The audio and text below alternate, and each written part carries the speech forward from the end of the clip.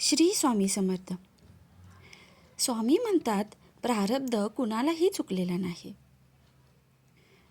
सुमन नावाची एक स्वामी भक्त स्त्री गरोदर असताना स्वामींचा आशीर्वाद घ्यायला आपल्या नवऱ्या विष्णूबरोबर येते.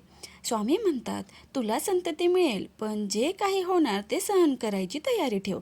सुमनला स्वामी वचन खरं होणार ही खात्री होती, पण तयारी ठेव या ताकदीने तिचा थरकाप सुटतो. ती या गोष्टीमुळे फार चिंतेत राहायची. सुमनचा भाऊ शिवा जेव्हा स्वामी दर्शनाला येतो तेव्हा स्वामी त्याला धान्याचे खाली पोतं देतात. शिवा त्याला स्वामीचा आशीर्वाद म्हणून घेतो. सुमन एकदा विहिरीतून पाणी आणताना चिंतेत असल्यामुळे घसरून पडते.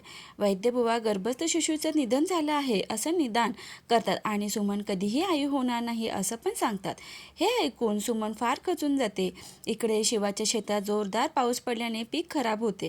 शिवाचे सर्व स्वप्न धुळीत मिळतात. त्यांच्यावर देशोधडीवर जायची वेळ येते. इकडे सुमन आत्मघात करायला नदीवर जाते, पण अंतर्यामी स्वामी बाळाप्पांना वेळेवर पाठवून तिला वाचवतात. स्वामी आणि बाळाप्पामध्ये संवाद होतो. स्वामी बाळारामचे भक्त असले तरी स्वकर्माने त्यांना प्राप्त झालेले प्रारब्ध त्यांना भोगावेच लागते.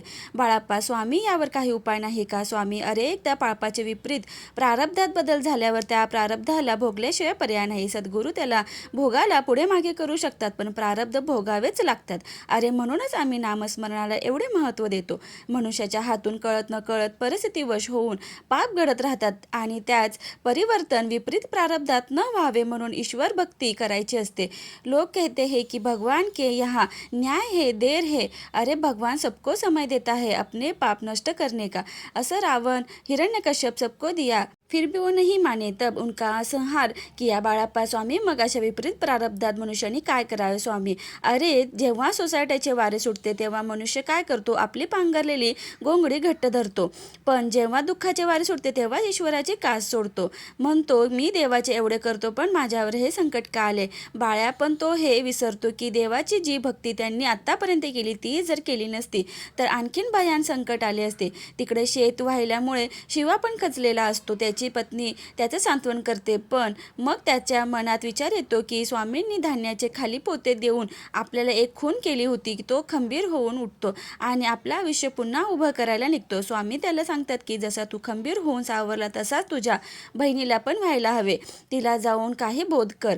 पण तिथे सुमन वेड्यासारखी वागत असते आणि वेडेपणाच्या भरात ती गळफास लावायला जाते, पण योगायोगाने शिवा आणि विष्णू तिथे येऊन तिला अडवतात. तितक्यात स्वामी तिथे प्रकट होतात. सुमन, मरण सोपं नसतं आणि मरण जीवाच्या हाती नसतं. अरे जर देवाने ठरवलेली वेळ नसली तर काहीही केलं तरी सुटका होणार नाही. मरण आपल्या ठरलेल्या वेळीच येणार. अरे आपल्या सासू, नवरा आणि भावाचा विचार कर. तुझ्या ह्या पावलामुळे त्यांना काय वाटले असते? सुमन म्हणते, स्वामी, संतती नसल्यामुळे जे दुःख होतं त्याचं काय करू?